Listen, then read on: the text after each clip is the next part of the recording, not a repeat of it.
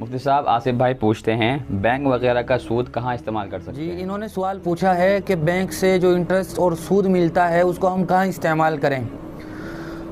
سود کے مصرف میں فقہا نے دو باتیں لکھی ہیں۔ ایک تو یہ ہے کہ اس کو اصل مالک کی طرف لوٹا دیا جائے، جہاں سے ہمیں وہ سود ملا ہے اسے دے دیا جائے، لیکن علماء کہتے ہیں کہ بینک وغیرہ کا سود نکال لیا جائے، واپس نہ کیا جائے۔ دوسرا مصرف یہ ہے کہ اس کو غریبوں پر بغیر ثواب کی نیت کے صدقہ کر دیا جائے، ثواب کی نیت نہ ہو، بغیر ثواب کی نیت کے اسے غریبوں کے درمیان تقسیم کر دیا جائے۔ بہت سے لوگ یہ سمجھتے ہیں کہ ہم سود کی رقم کو مسجد کے ٹوائلٹ میں، بیت الخلاء وغیرہ میں استعمال کر سکتے ہیں، تو یاد رکھنا چاہیے کہ ایسی جگہوں پر اس سود کی رقم کا استعمال کرنا جائز نہیں ہے، بلکہ اسے غریب